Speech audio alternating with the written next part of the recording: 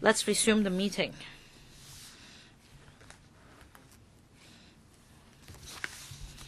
開始。好，各位繼續開始返。Members, let's resume the meeting.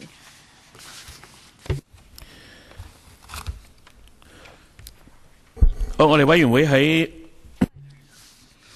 On the 19th of May, the Bills Committee requested the administration to respond to a number of points raised at the meeting, and the administration's response is set out in CB bracket 11093/1617 bracket 02.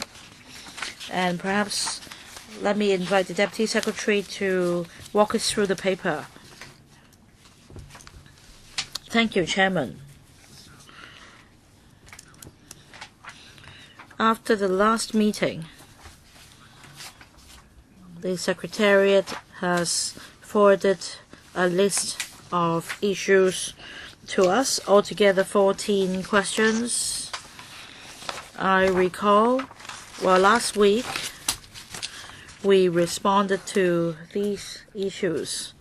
In short,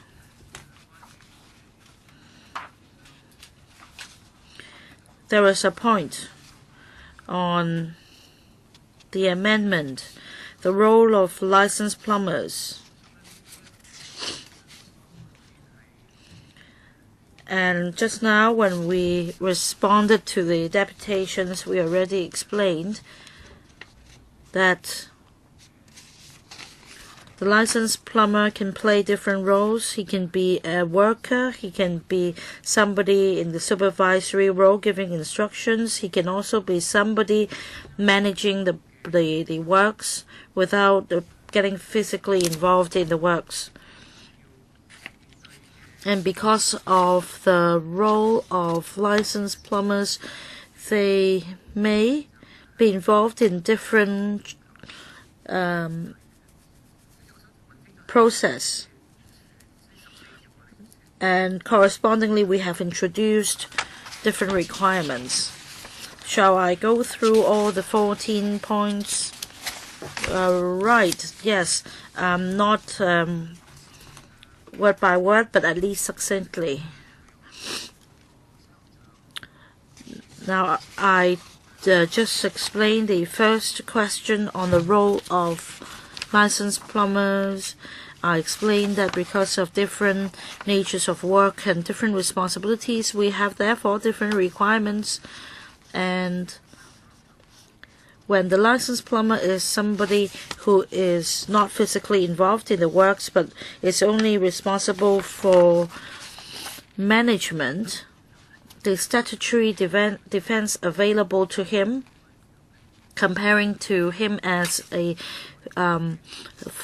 worker physically involved in the works, is different. So the defense provided to the licensed plumber is different in light of the different roles of the licensed plumbers. Dr. Helena Wong, we just received deputations. I'd like to clarify the paper that we are reading.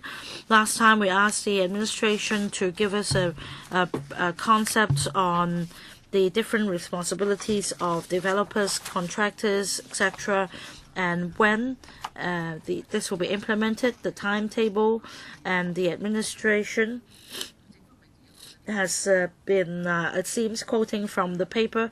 Yes, 1093/1617 bracket 02. And I don't quite see what he was referring to. I think if you let Mr. Mack explain verbally first, we can then carry on our discussion on other outstanding questions. Well, perhaps what I mentioned just now did not come from the paper. I'm actually addressing the legal advisor's questions. But then please discuss the papers as set out in the agenda. Don't just skip any. Well, we're not skipping any. We are dealing with our last request for the administration to provide supplementary answers to questions, and this is set out in paper 1093/1617 bracket 02. No, Mr. Mack wasn't referring to the paper. Yes, he is. He is talking about the role of licensed plumbers. Let me elaborate on this. 即係1093嗰份文件啦，文件呢就有幾個問題叫我哋去交。In paper 1093, we were asked to respond to a number of issues on the review of the roles of different parties. Now, our explanation is this. Basically, this will be conducted in 2 phases. In the first phase, we are going to amend issues that are of top priority. For example, the current Section 15(1) of the ordinance does not reflect the policy intent in the industry practice. And apart from that, in the Waterworks regulation WWR, there are material standards that have become outdated, and we'd like to update the standards. And this is our work as far as the first phase is concerned. Second phase, in relation to the relevant parties and approval process. At the moment, we have developers, contractors, plumbing work, licensed plumbers and workers involved in the process, and we are dealing with the issue of licensed plumbers as well. Other parties such as developers, professionals, contractors, etc., they will be dealt with in the next phase. So we are now looking at the roles played by all these stakeholders, and we need to consider, the extent of regulation for these people. So we are doing our research now. We do hope that by early next year, we can come up with proposals for consultation with the trade in relation to regulations of these people.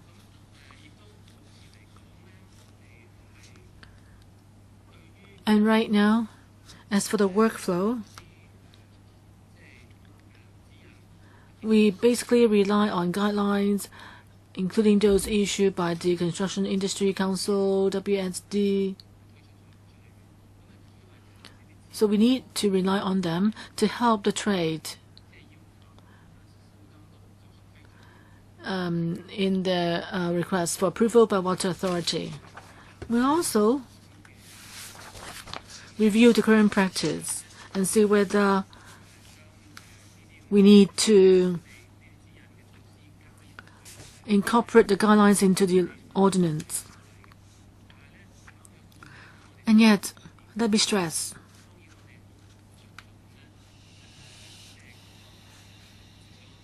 we, of course, value highly water safety, but we will at the same time make sure that, for the sake of compliance with the improvement measures, the trade would not face heightened costs.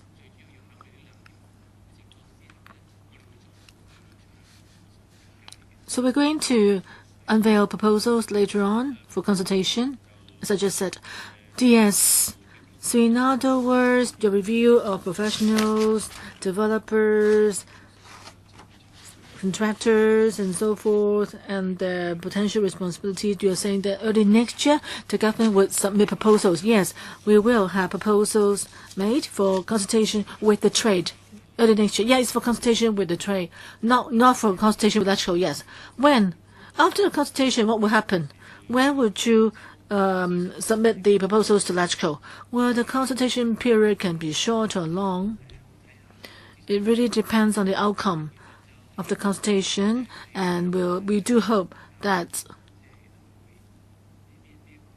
within the current electrical term, finish all the amendments. But the first step is we need to come up with the proposals for widespread consultation first, because we're talking about more people, a variety of parties being affected. After the consultation, we will see and collate the views, feedback letter, and see whether there's a need to upgrade our current practice. So once we revise our internal guidelines, following that, we will go to the development panel of electrical to consult electrical members. Chairman, so in other words, the earliest you will submit the proposals to electrical will be late next year, right? Because you have to do the work on in the wake of the consultation. Yes. So your next stage of work, will they be a part of the water safety law or not? Well, today we're talking about Waterworks Amendment Bill and Regulations Amendment, right? So we've been all along talking about these two aspects of work. So we don't think that Dr. Wong, water safety law will be a totally new piece of legislation.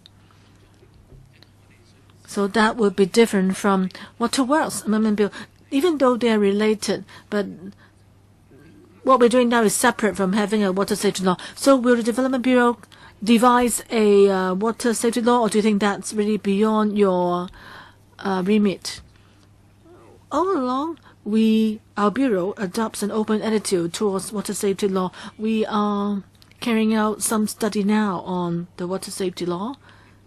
So we've done some work already, for example, commissioning consultants. Internally, we are discussing, that is, the Bureau and other policy bureaus are discussing the results done by the consultants and see how we should move forward. Right now, I can't give you a definite answer on whether we will propose a water safety law or not. Still, we are working, doing work in relation to that. So we're walking on both feet, comprising, on the one hand, the Waterworks Amendment Bill in 2 stages of work, while on another work will be the water safety law. Now, our consultants have already made some recommendations, and internally, our Bureau is discussing with other parties, bureaus, and departments to see, what's the best way forward. Okay, Mr. Mack, please go on. Just then, you just explained other stakeholders, your plan for other stakeholders.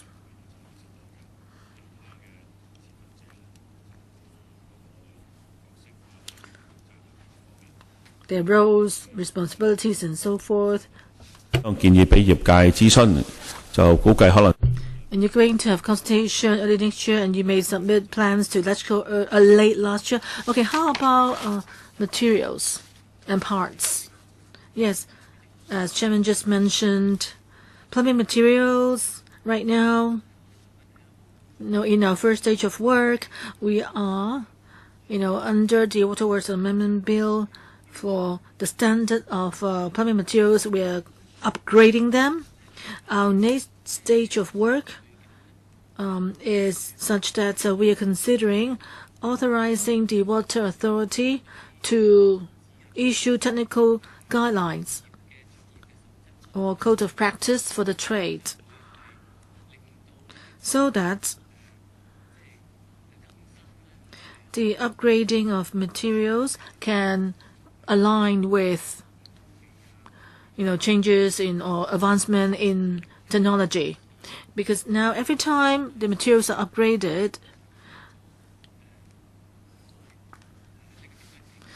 there's a need for negative vetting here, which is time-consuming. And we need to make sure we can keep pace with changes in technology. So our next stage of work is that we would want to amend the main ordinance to give the Water Authority the power to do that instead. So what I've just said is about regulation of plumbing works and use of materials for them. Right now, the materials, the parts in the market 未曾管得到嘅。 available in the market and not yet governed by the ordinance. So we are studying whether we should regulate the sale of plumbing parts in the market to make sure that they are in line or they comply with our requirements. So at our next stage of work, we would do more work on that. Basically, we'll find out overseas experiences where, in what countries, whether they have any regulation of parts materials being sold in the market, and what are the advantages, or whether it's useful to have such regulations at all. So we need to do our study first, and during our research, we have implemented a short-term measure that is used the labeling scheme to show that materials and parts which have complied with WSD requirements, suppliers concerned, if they're willing, they can affix labels on their products in the retail market for people to see. Therefore, if, say, someone wants to buy a water tap, and if it's a water tap with a label showing that it's in compliance with WSD requirements, then that could be a sort of protection for the buyer. So we are in discussion with the trade. Progress has been made, and the trade is willing to try it out. So we want to see what the outcome is like first of the labeling scheme and see whether it achieves desirable results. If the results are good, then we may not need to regulate the market through legislation. So we're still carrying on with our study before making further decisions. So that I've just explained to you the roadmap for plumbing materials. I find that in paragraph 8 of the paper is that you target to develop a comprehensive proposal for consultation with the stakeholders, right? Next year, right? Yes, for plumbing materials in particular, as mentioned in paragraph 6. Next year, early next year, we will have the package of proposals for public consultation. As for the retail, we need to, as I just mentioned, we need to see if the labeling scheme works well first before deciding our next step. Because the retail, there may not be a need for regulation for the retail sales. Helena Wong, plumbing materials, very important. If you only regulate the workers, then the workers may not be able to tell whether the materials are safe or not. So it's really not enough or very meaningful just to penalize workers. It's very important to regulate plumbing materials. All along, I proposed water safety law, and I hope that the water safety law would deal with the labeling for materials and parts. For consumers or workers, they may not know which materials will emit poisonous substances unless they take the materials for laboratory tests. I mean, that's not feasible. It is so costly, and members of the public and workers would not do that. So labeling should come with a certification system. I will oppose to any voluntary scheme. You need to have legal regulation, say for sale of plumbing system materials. You need to have clear labeling to see that which are in compliance with the standards and also which have been tested. The suppliers could also provide proof of testing results, and for the WSD to do random testing so that people who buy the water parts or other materials know which materials could affect water safety. If they only use the materials or the equipment for watering plants, they don't need to make sure the water is safe for consumption. But if it's for supplying water for cooking at hospitals or other public facilities, then you have to make sure the water is safe. So you need to work in that direction. Other countries will do the same thing. If we don't regulate, then people will find Hong Kong very strange. People go to work, or at home you may have to repair for your domestic plumbing systems, or you may install new water taps. You need to help the public know for sure that what they buy is safe. So the people selling the product should let the buyers know whether the materials concerned, the parts concerned, are good or safe for drinking or consumption.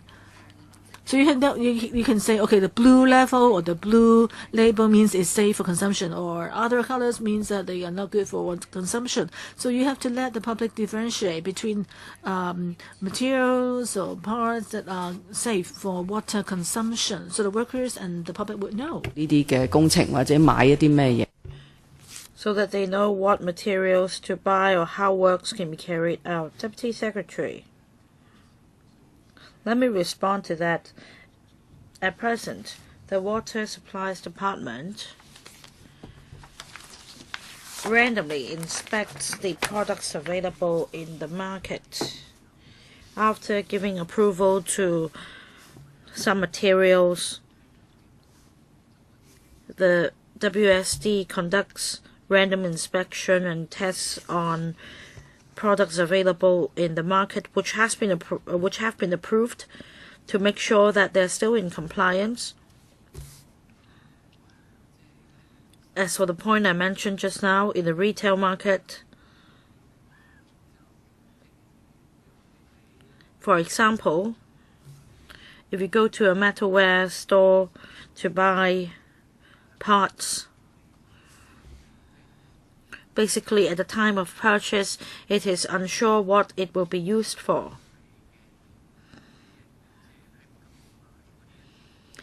Therefore, we cannot require that all parts sold at the metalware store should comply with the high standard. That is the rationale of introducing a labeling scheme so that the public can choose the proper materials for their use. Let's say if it's for drinking, they can buy one with the label. And before the bill is passed, the WSD has come up with a proposal with the importers, and the proposal was first introduced as a voluntary proposal because the legislation hasn't been enacted, as whether we should make it a mandatory requirement to have a mandatory labeling scheme. We keep all options open. We'll continue to discuss with the industry and see whether there is a need to introduce this requirement and how effective this arrangement is. But like I said just now, we attach great importance to ensuring safe drinking water. At the same time, we are concerned whether the relevant requirements may impose excessive burden, cost burden on the industry, because we're concerned about that as well.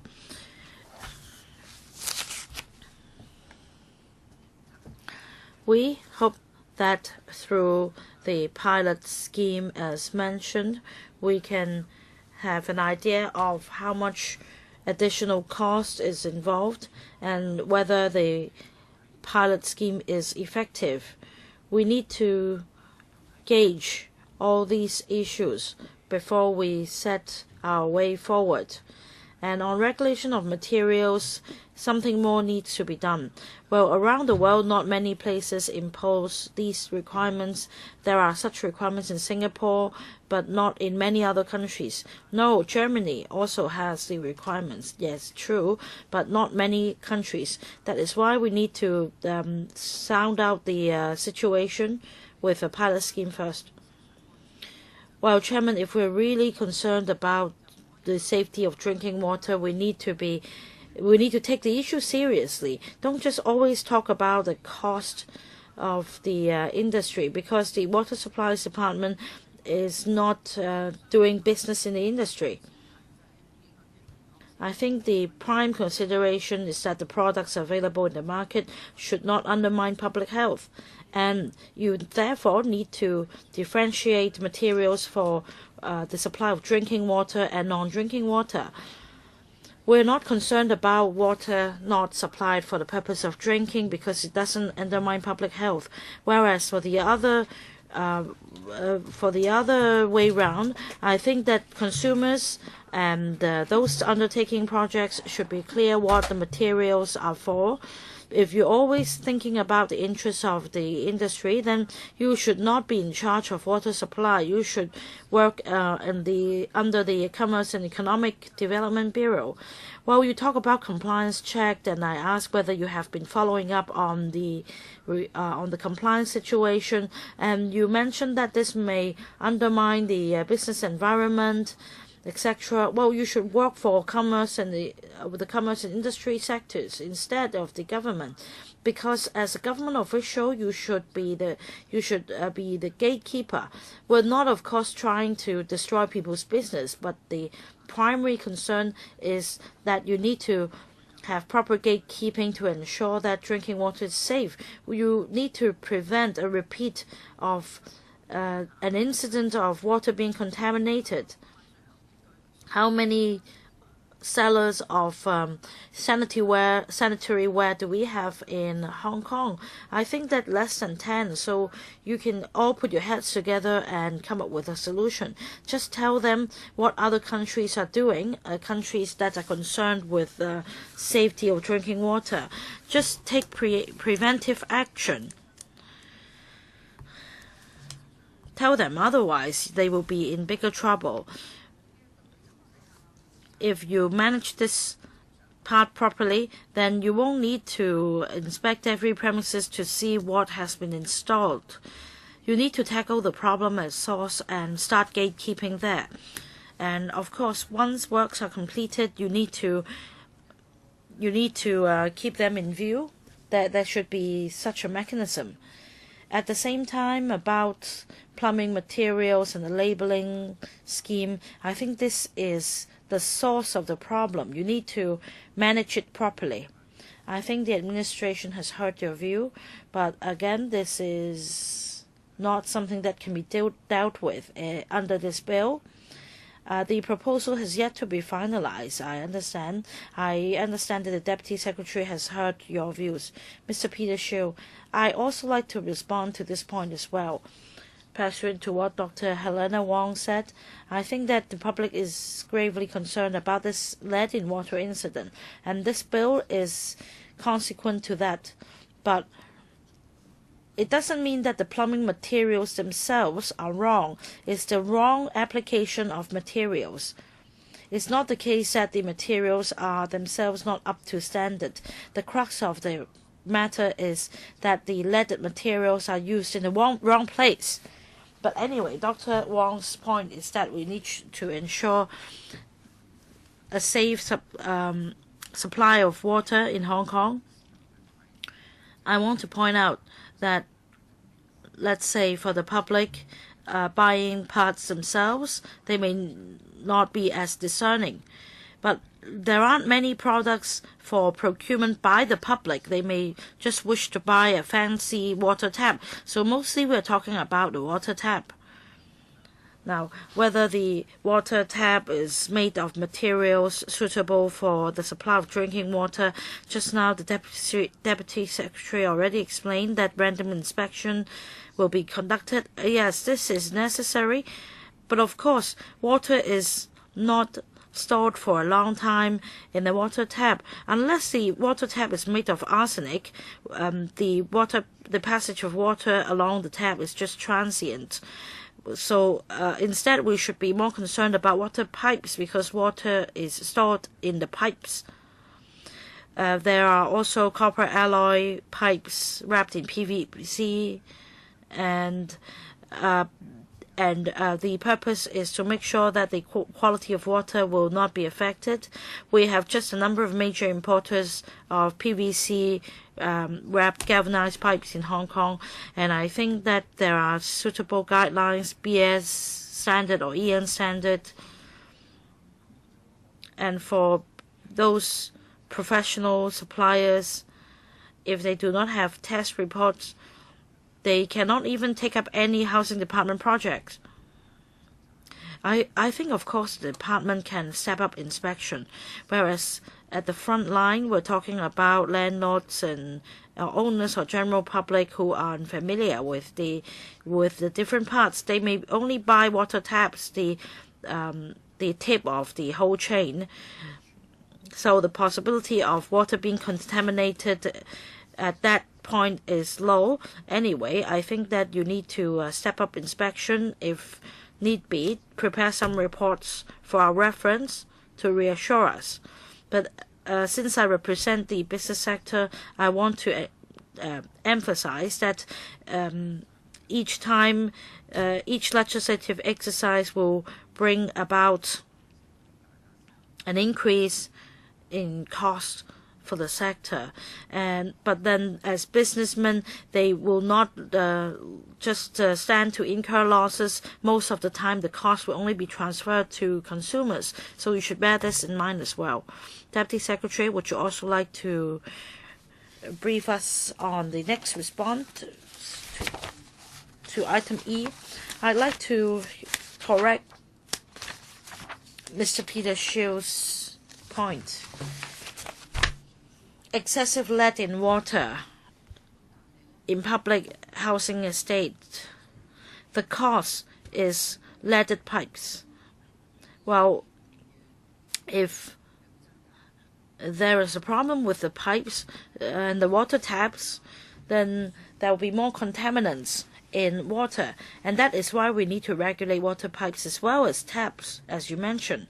In the kitchen, for example, we have taps for cold and hot water, and if there is no regulation of the parts, then there may be excessive lead found not only in pipes but in taps as well. The Water Supplies Department is responsible for regulating water supply in the public system. But for inside service, this is the tricky point, and this is what we're trying to tackle. From the major water supply point to water meter, the valves, all the way to the inside service, the materials that water may come into contact with, that should be regulation. And I understand the government is imposing control through the Waterworks regulations. But when it comes to import, the wholesale and retail level, should there be a system on which workers and the general public can understand which parts can be installed for drinking supply system, so on and so forth. I think this is what we're thinking about, and I think the government should consider how this can be introduced.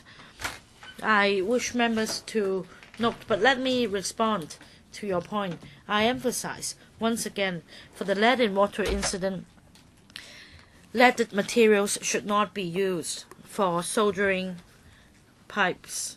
So it's not that the material themselves are problematic, it's the wrong application of materials. So we need to make this point clear, first of all.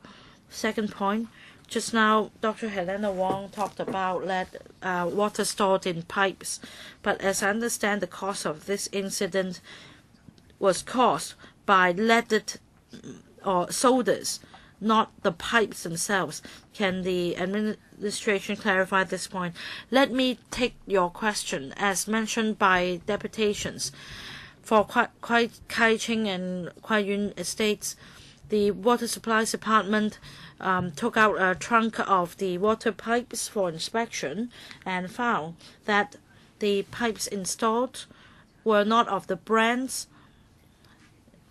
as stipulated in the certificates issued by the Water Supplies Department. The country of origin, etc., were also different. So the pipes installed were of a different brand, so they may constitute to the contamination of water, only that they may not be the single factor. That reflects the malpractice in the industry. They may report a different brand with a different standard applied. When it comes to installation of parts, they use something totally different, and that is why we need to uphold the standard. I'm sorry, members. I think that if you continue to have a dialogue among yourselves, and if you're interested in further pursuing this topic, then please don't use the time of the meeting. Just give me 1 minute to respond, Chairman. I can give you 1 minute, but as I'm chairing the meeting, I need to make it clear how this meeting should be conducted. I'll give you 1 minute. 陣時有個問題，嗱，因為我哋呢。 Well, our terms of reference is that we need to really keep the time. So we need to do the work of the Waterworks Amendment Bill Committee. I know that you're concerned that this actually current amendment bill is not a total solution to the water safety issue. So in today's meeting, just then, paragraphs 1 to 8 of the paper try to answer the question. And they have given us explanations as for the plumbing materials. I believe there can be different views, but materials do have an important impact on water quality. I'm sure you all understand. So because of that, the government is carrying out study on plumbing materials, and early next year they will come up with proposals for consultation. There's no dispute about that. Mr. Xu, give you back your time.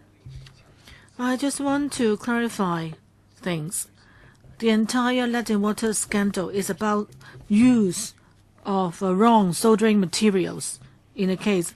And Dr. Wong said they had found cases where the pipes did not use the materials prescribed by the government. But they used wrong materials. The use of wrong materials, was that the cause of the lead and water scandal? Wrong use of materials doesn't mean that they may be using the wrong brand or different brand, but that doesn't mean that that is the cause of the leaded water. So you need to be clear, using a different type of materials may not be the cause or did not lead to the water scandal. All the tenders submitted to the government, and if the tenders could not produce any lab reports, there's no way that they could be given a tender. So how can you further regulate the trade to balance various parties' concerns? That's what we need to take note of. Okay. As for the issues of concern to you, materials and so forth, there is another subcommittee looking into that. So therefore, we don't really need to, at this Bills Committee, to go further into that. DS, please continue. Okay. B. On response to B. In my answer earlier, I said that B is asking how we can lessen the worries of the trade, of workers committing an offense because of use of raw materials. But our response is that under the current ordinance, it stated clearly that anyone who use substandard materials that already amounts to a contravention of the law. So in the current amendments, we have added statutory defense provisions for the workers so that they could explain, if they can provide a defense, then we would not hold them responsible, no matter what. Before, the case was strict liability. As long as someone didn't comply, then the workers concerned would be held liable. But now we are giving workers the chance to explain. So I hope I have answered your concern about item B. At the hearing today, deputations expressed quite a lot of worries.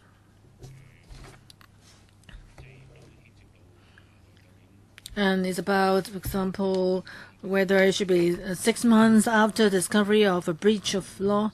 So I think during the scrutiny stage, we would need to really study the impact and whether there should be further amendments. Helena Wong, as for the defense provisions, if the worker says, well, I just follow what my supervisor told me to do,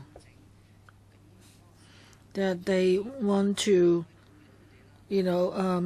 defend themselves. But the point is the supervisors who taught the worker what to do, or the contractor, or the superior or senior worker, whoever who taught the person what to do. So if the persons high up made a mistake, is it stated very clearly in the law that they would be held liable?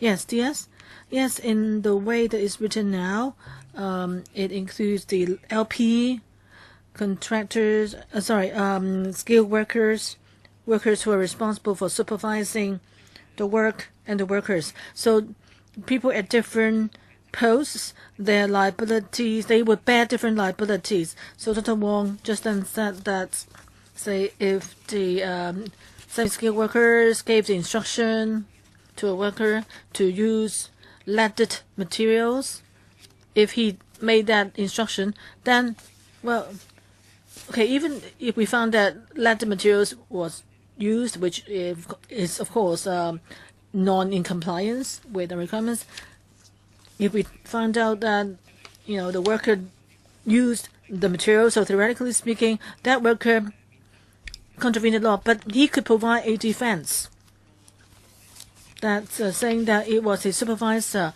who asked him to do the soldering with the leaded material, so he could be exempted.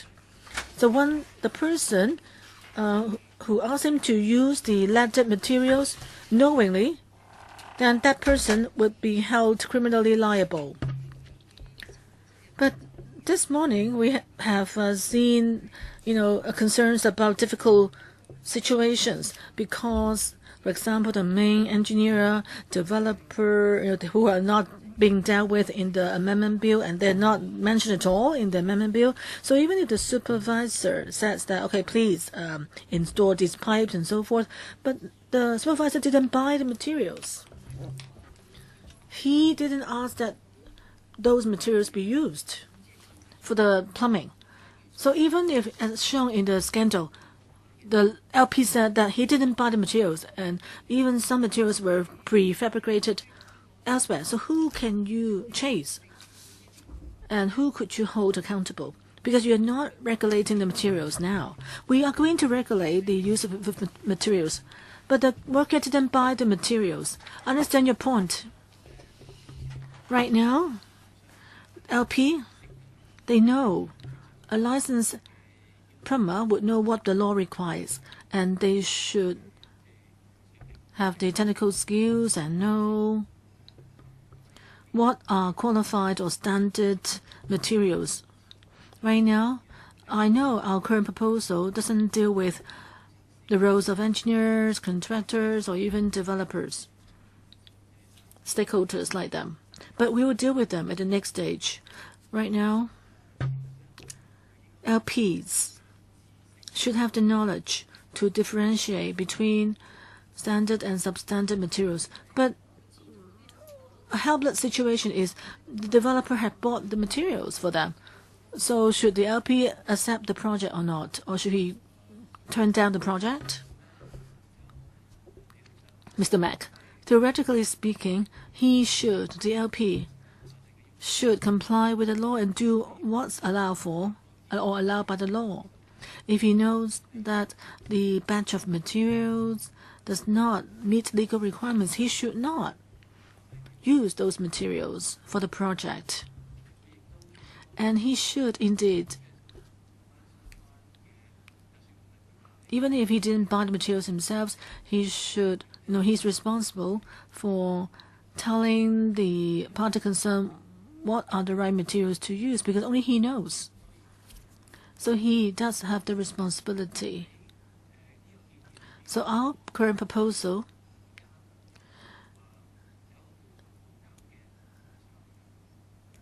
mentions the role of a responsible LP. Well, before, there's no such role stipulated in the law. Before, the law only, or the WSD only requires a LP to be responsible and tell WSD that they had really used standard materials in the project. And right now, we are having this putting or incorporating the administrative requirement in the law so that the LP could be liable for heavier penalties. Chairman, I think there's a loophole here because the most important is to regulate the supply purchase of materials. If we have a law, Dr. Wong, DS has stressed many times that on the plumbing systems or stakeholders concerned, they will continue to do work in relation to them and see how they can continue to regulate them.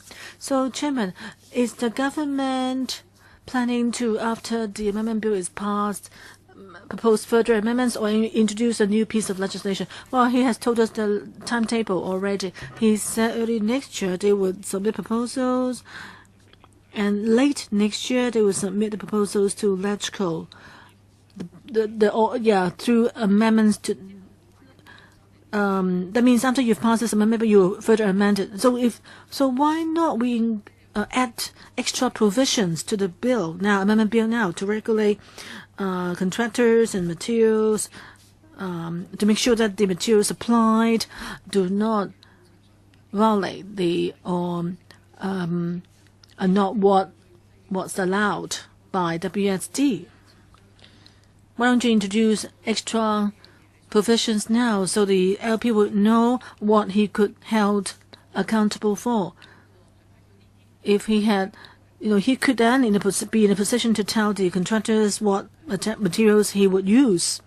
Because an LP may have invested in taking on a project, and so he should know what powers he has. So Dr. Wong is proposing that. I think we know what your plan is, but for other stakeholders, you are saying that at this stage you can't make proposals on them because you won't have them ready till early next year for consultation first.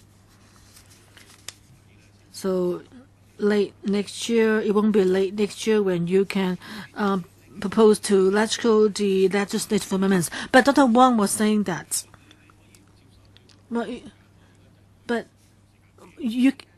Well, he just told you his timetable.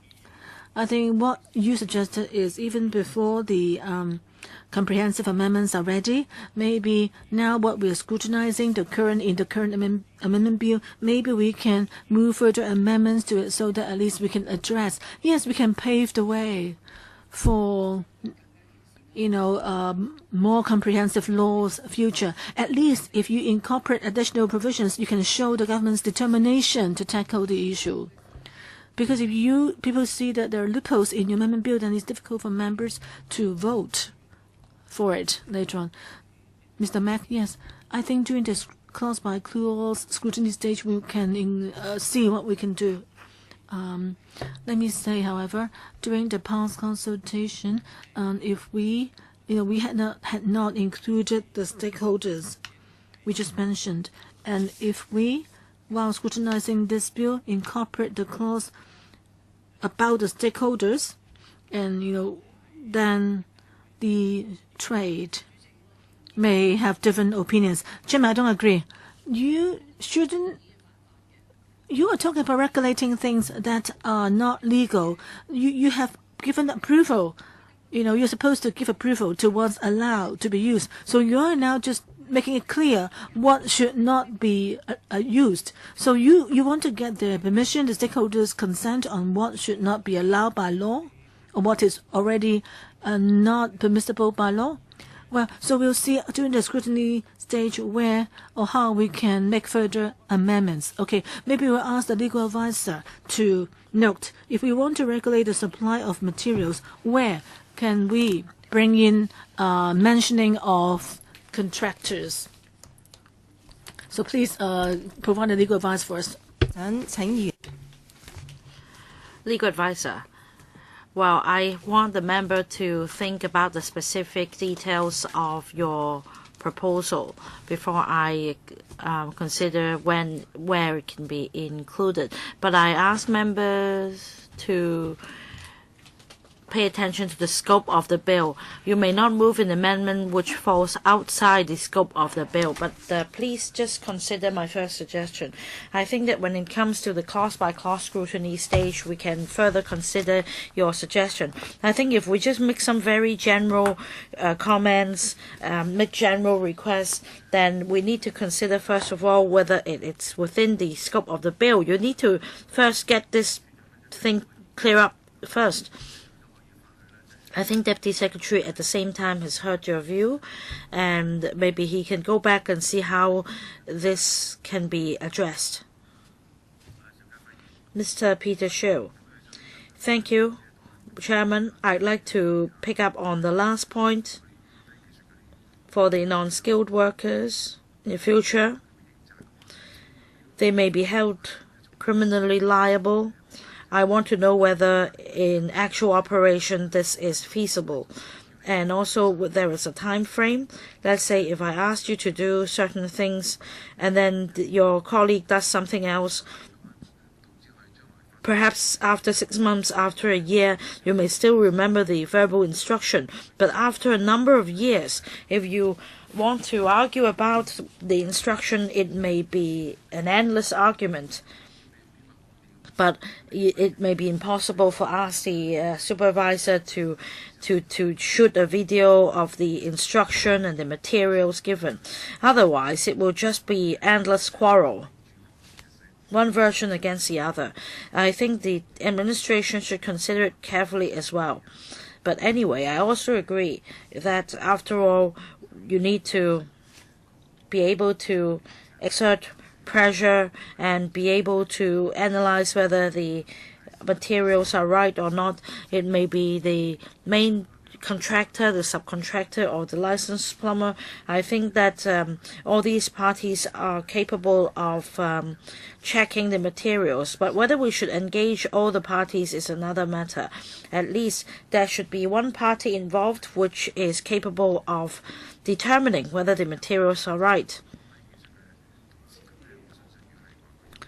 And can we say that even a non-skilled member can play this role? If he could, then he would not be a non-skilled worker.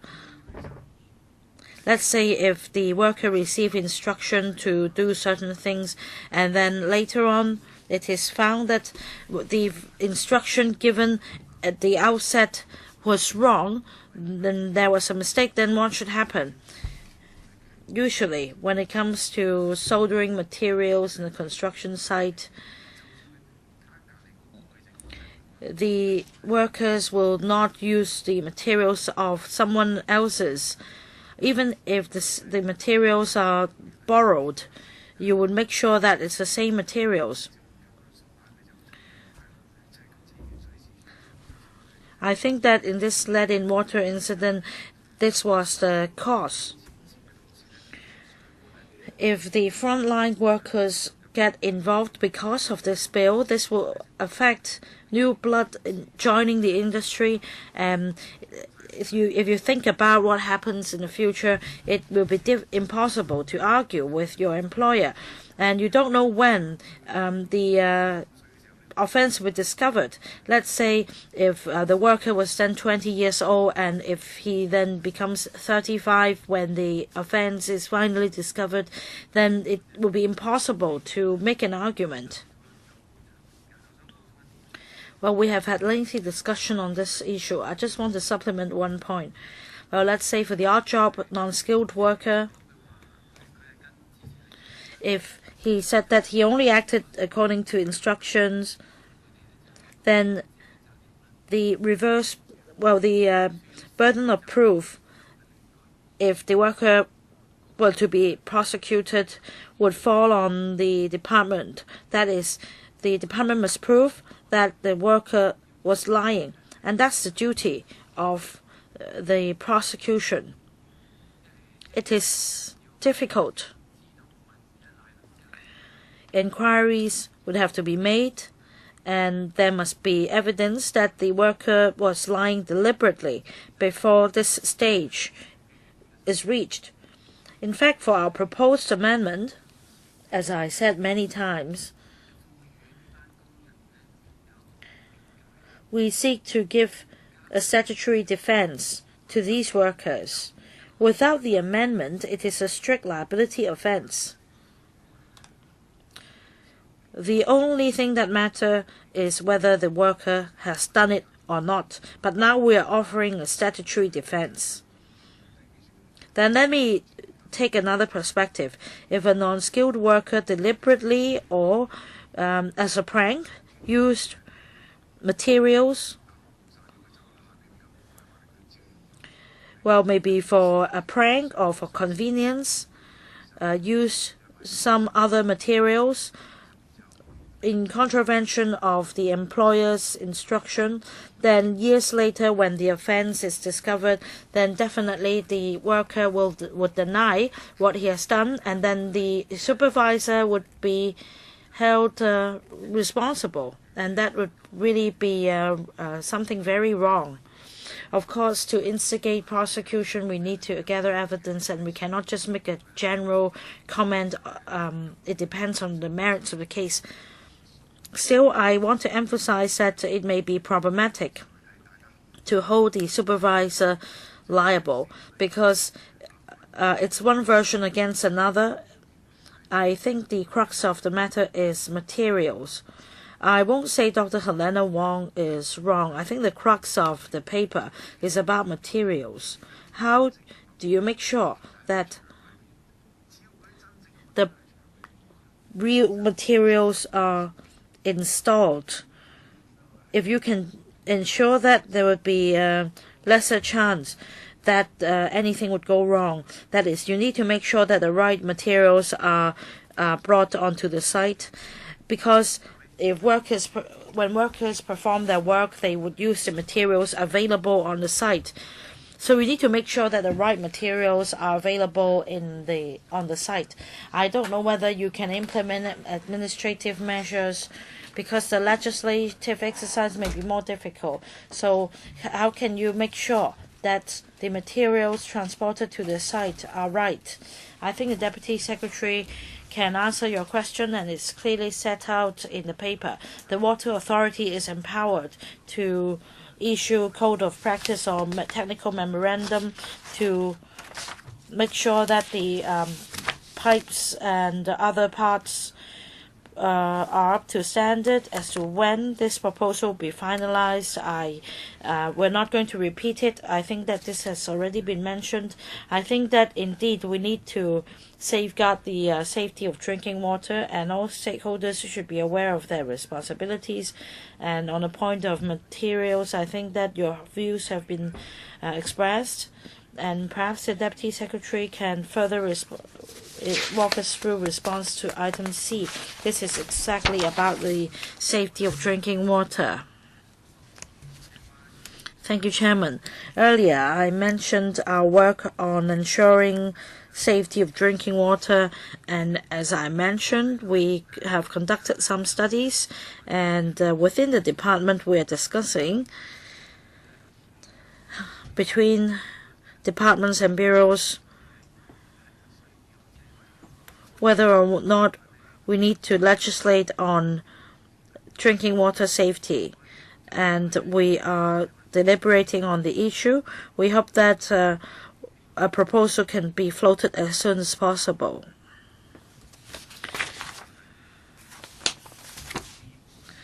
Item D. Response to item D.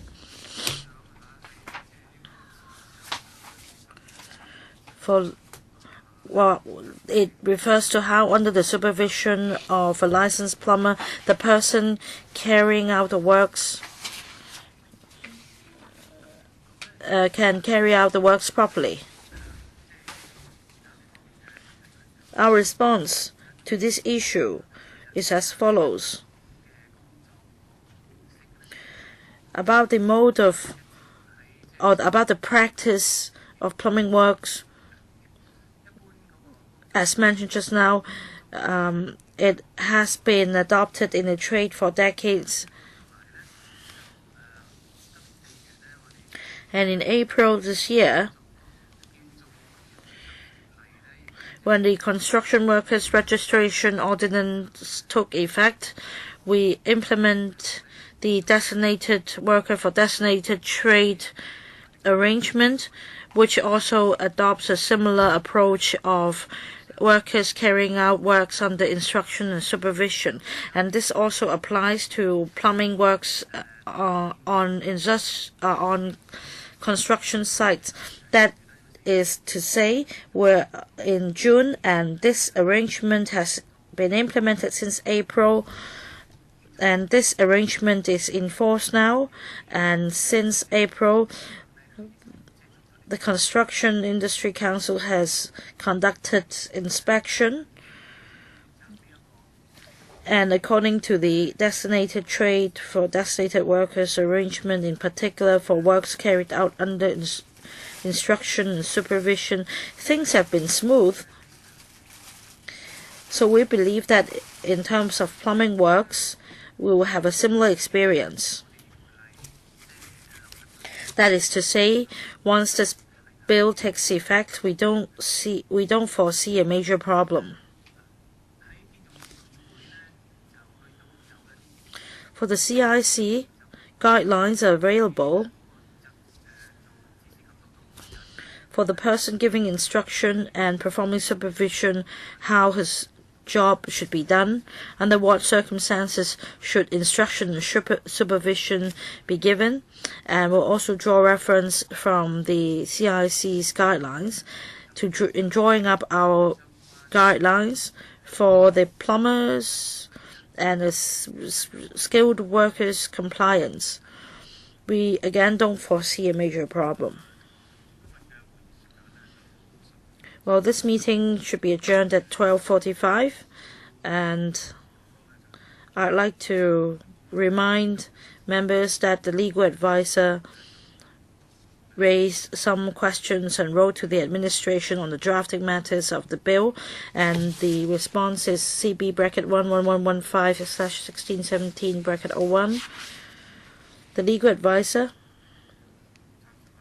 will read the administration's response first, and I think when it comes to clause-by-clause scrutiny stage, we can consider the response as well. And also at the public hearing, Dr. Helena Wong proposed to have more information on the trade in relation to the plumbing workers in the trade and how they are trained. And I understand that there aren't many organizations providing training in this regard. And the training comes with different disciplines, different levels, all the way to the licensed plumber qualification. So the administration can also give us a supplementary response on the training system. Yes, we can provide a written response after the meeting. Well, thank you for remembering my suggestion. Is there anything that is not under your purview? Is the Education Bureau also in charge of overseeing the qualification of licensed plumbers? I think that this is the remit of the Development Bureau.